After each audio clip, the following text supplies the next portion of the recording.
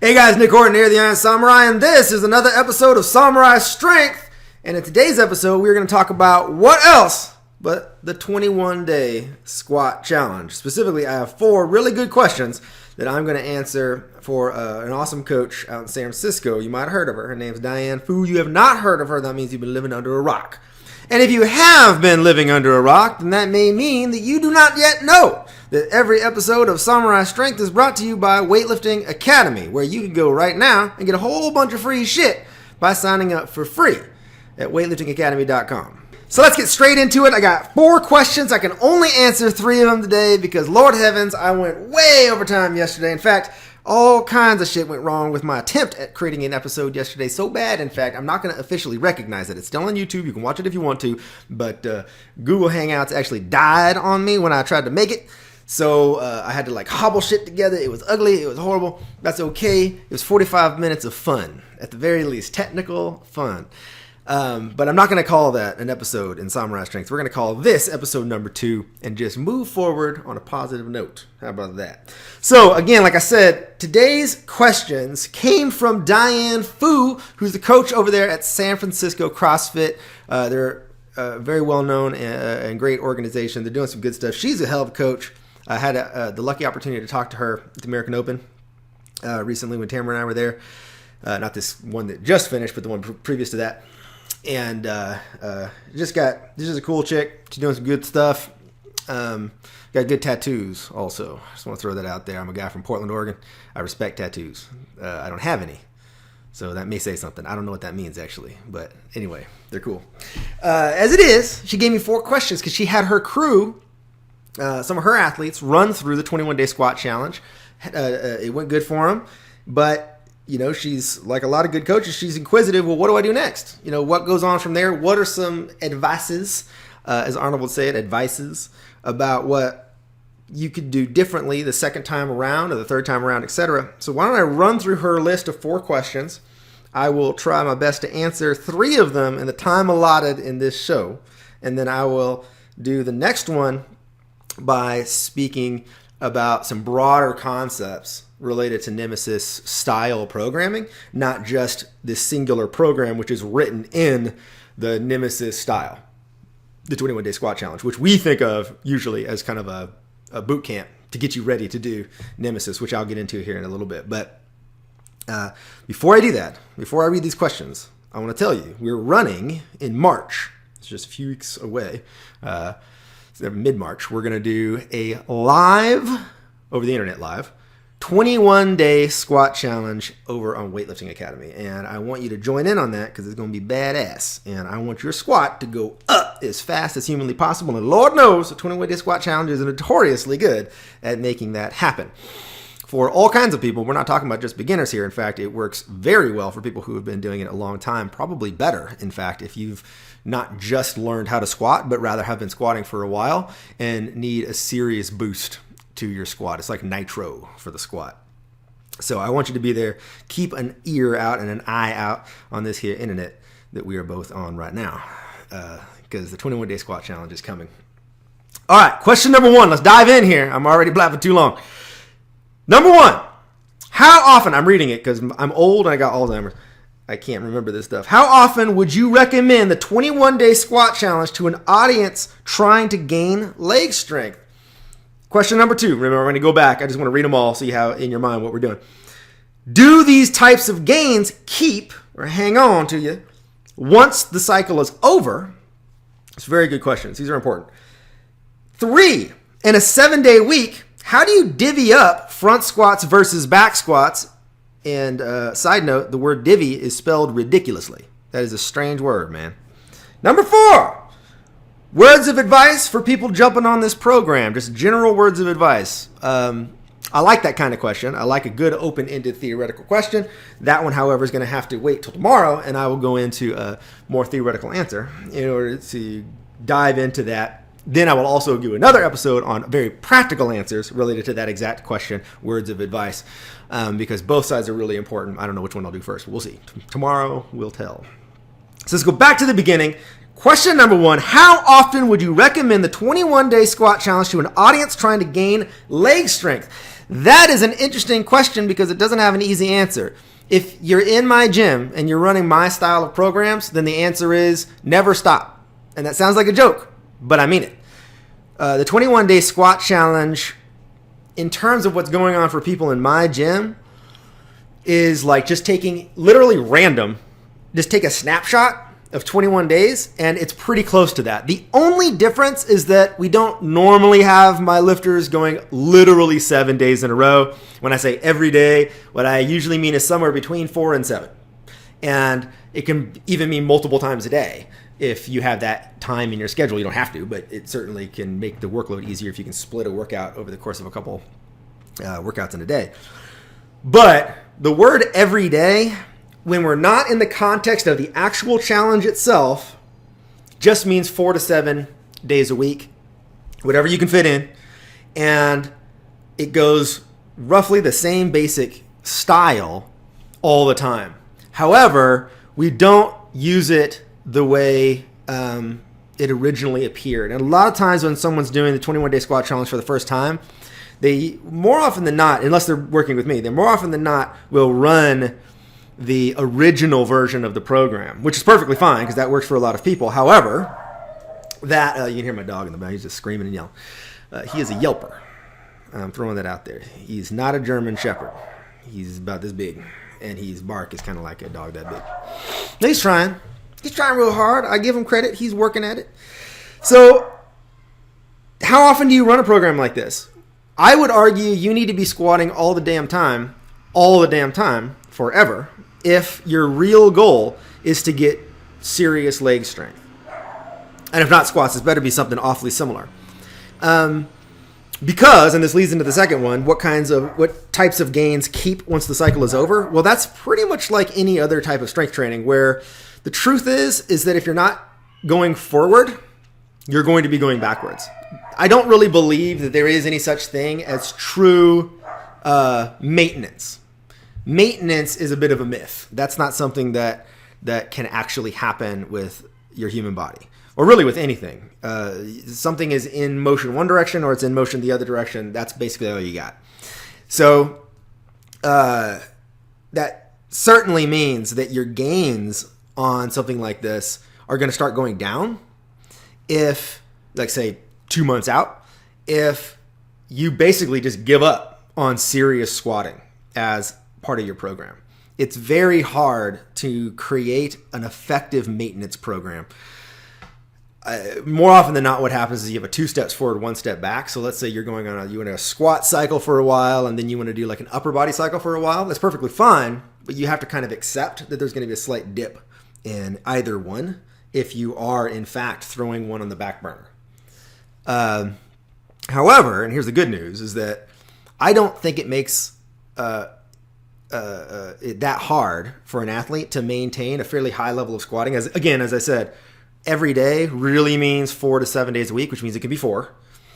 And it doesn't have to be fanatical the way that it is during the challenge if you aren't putting squats as the primary goal at that moment. So if squats are not your primary goal, but maybe they're your secondary goal for a while, or even your tertiary goal, that's perfectly fine. However, when you're in the mode of squatting during that workout, it's like way down at the end, right?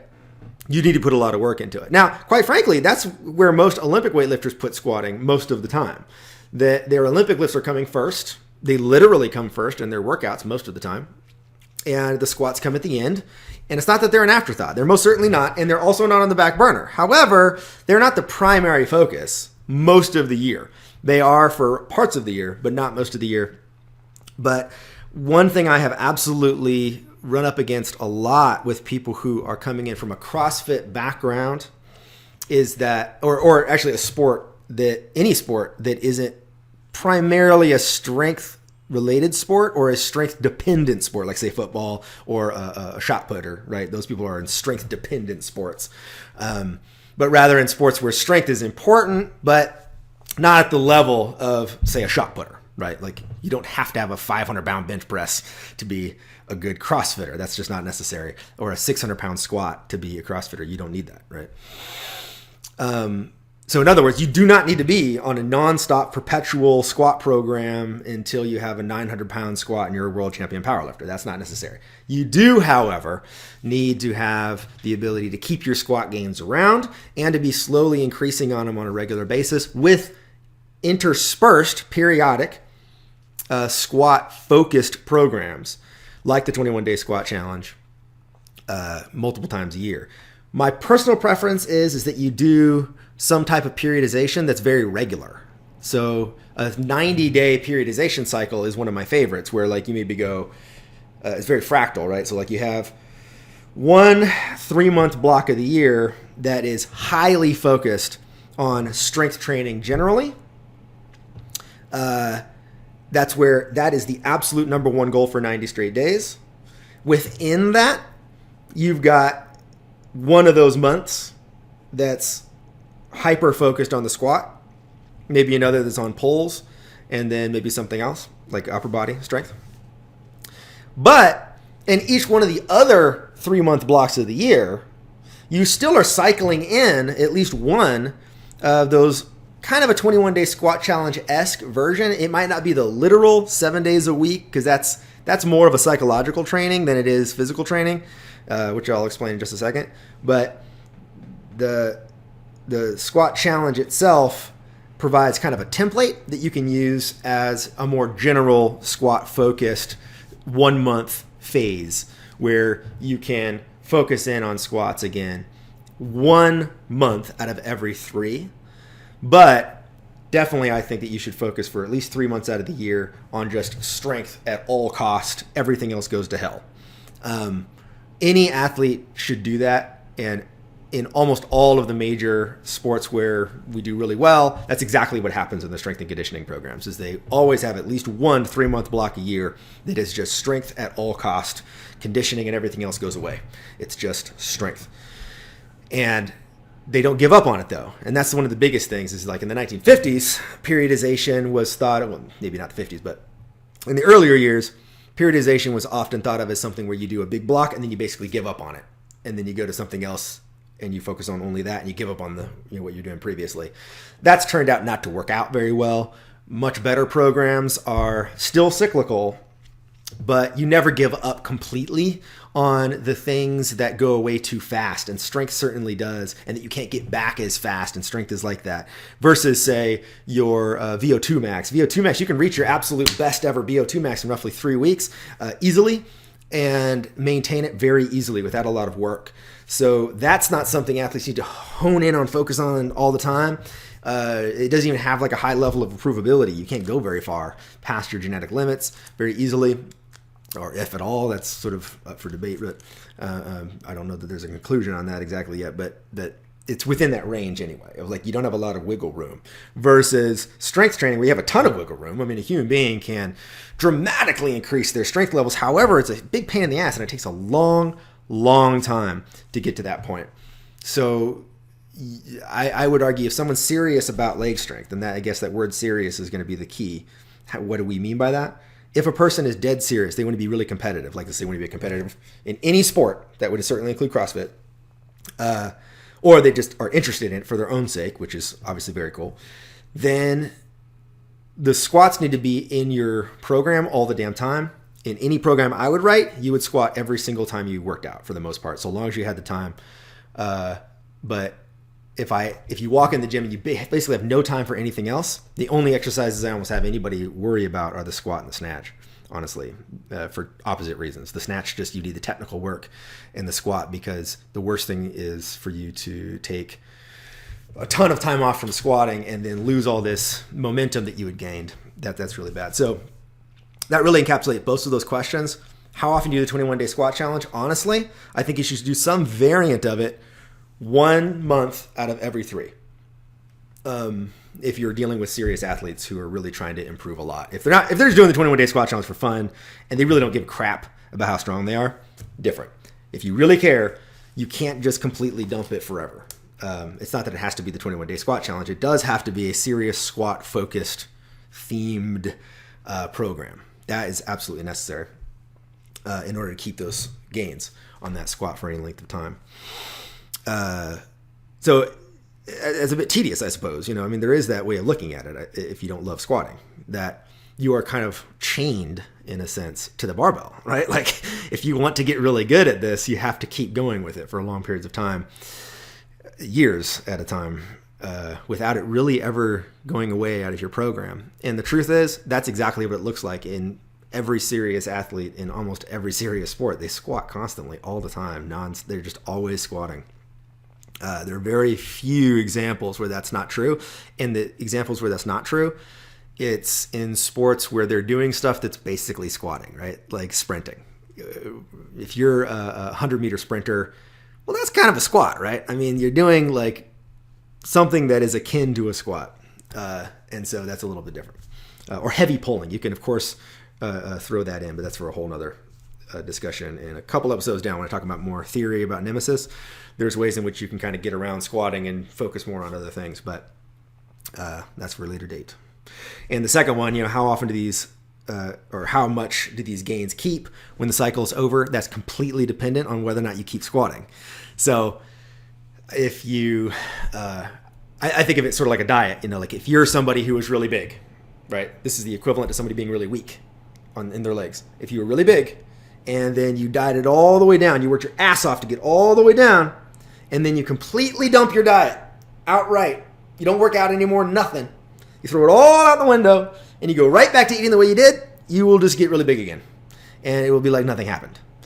If, on the other hand, that completely altered your lifestyle, which is the goal of the 21-day squat challenge, it alters everything about you, and you go, from the rest of my life, I'm not going to be quite as fanatic as I was when I was in my dieting phase, but I'm going to be closer to that than I will to how I used to be, which means I'm going to have a pretty regimented diet. I'm going to be working out pretty damn regularly and all of that stuff that, we're all used to. We think of that as normal stuff. But this is brand new shit, right? To somebody who used to be really big and didn't ever work out, and now they're really fit, and it's like a new world.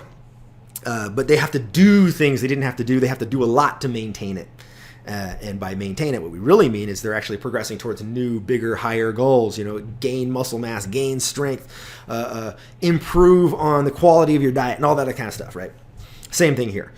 Nemesis, specifically the 21-day squat challenge, rather, should be thought of that way. It's like somebody going from really big to really small. It's just a jump start, get you ready, get you used to the idea of squatting like a crazy person, so that you can actually dial that back a little bit and have built up some great skills that allow you to progress forward without as much fanaticism, which is kind of the goal. Third question, I like this one a lot. This is actually very important for people who are in weightlifting and CrossFit, because both of those front squats pop up constantly, so they're relevant. In a 7-day week, how do you divvy, D-I-V-V-Y, what the fuck kind of word is that? In a 7-day week, how do you divvy up front squat versus the back squat? So in my original implementation of Nemesis, you had 3 options here.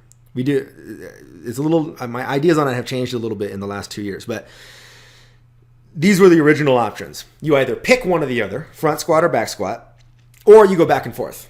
And Diane had mentioned that that's how she had her crew do it. Lots of people done very well with the going back and forth thing. Lots of people done very well just picking one or the other. I have noticed that the front squat alone often isn't enough. And I think that's just a total load problem. You're going to get more load by loading up the back. And so clearly with that much extra weight, this is a good thing. And Nemesis, the success of Nemesis is basically based on the same principles that would be at the heart of the success of any strength training program, which is total load in a week. How much can you possibly cram in and still recover from?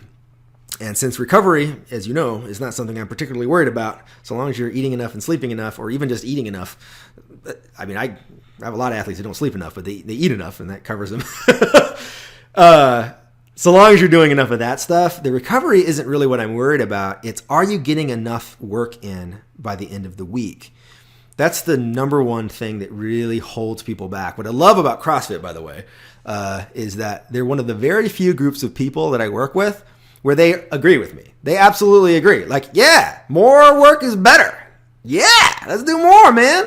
I totally agree with that. So that's good, right? I rarely have a CrossFitter go, oh, it's too much. I just want to work out 2 days a week for half an hour and go home, right? That doesn't happen. CrossFitters are usually like, oh, 3 times a day. Yeah, it makes perfect sense. I'll do that. Sounds good. That's good, right? I love that.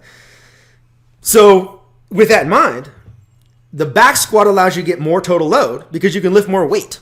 And if you don't remember, load, well, Diane knows, but for any of you watching this, load is your reps times sets times total weight lifted.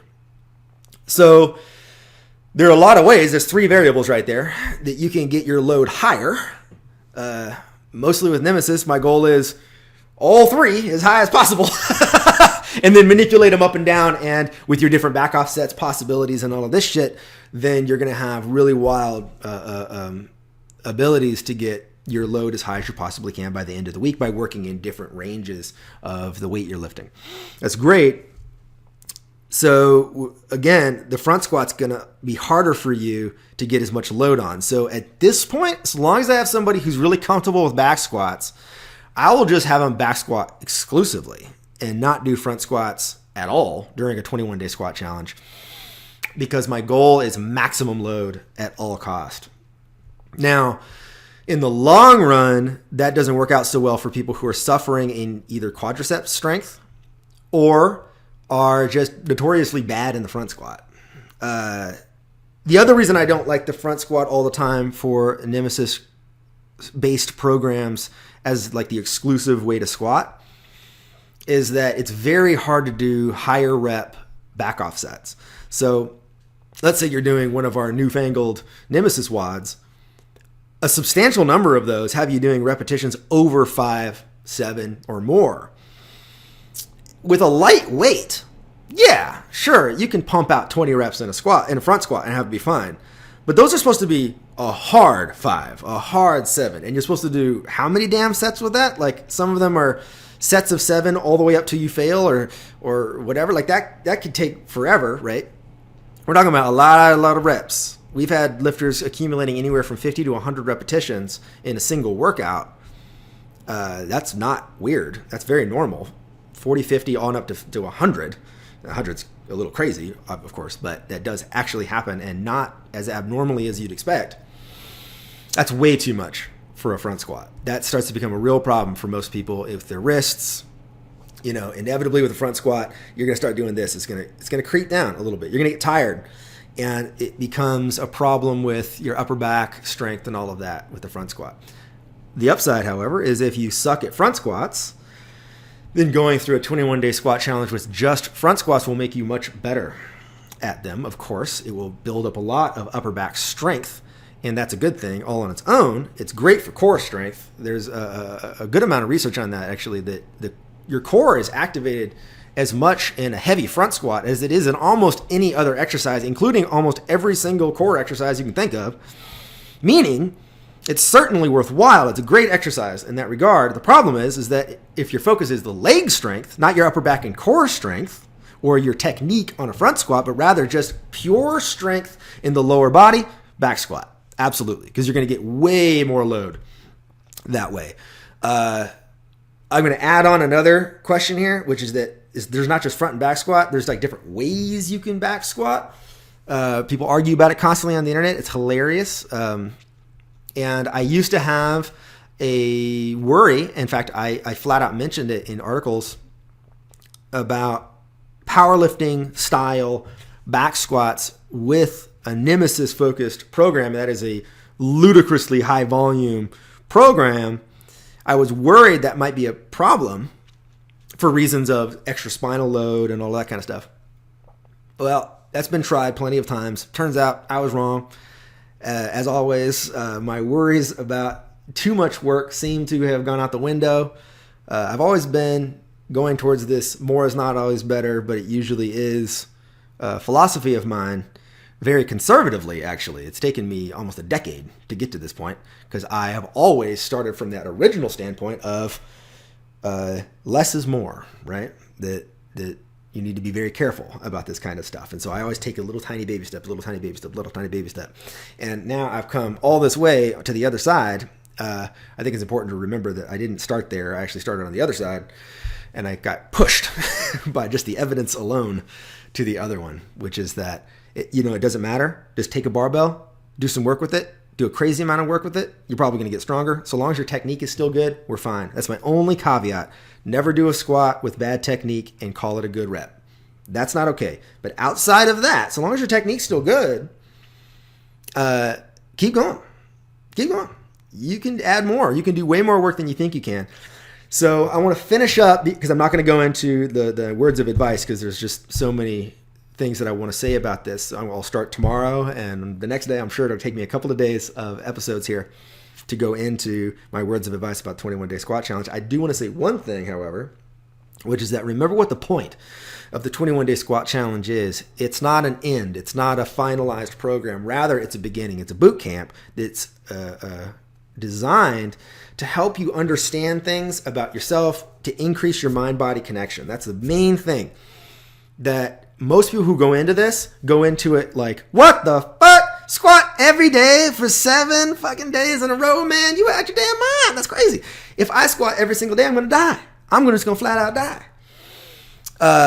But it turns out you won't die.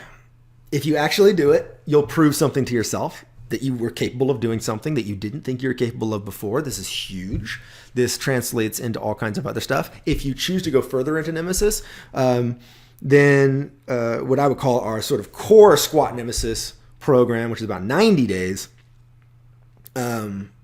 is like that, but ramped up even more. It's not 7 days a week. It's more like 5 days a week, but the total weekly load is substantially higher. I start pushing volume and back offsets daily, if not more than twice daily. We had a couple of lifters this summer do that for the entire summer, 2 or 3 times a day. That's not a joke. 2 or 3 times a day doing a serious Nemesis WOD. And still doing the Olympic lifts on top of that, and doing what we call our ninja training, which is kind of like CrossFit stuff, like push-ups, pull-ups, and all that stuff.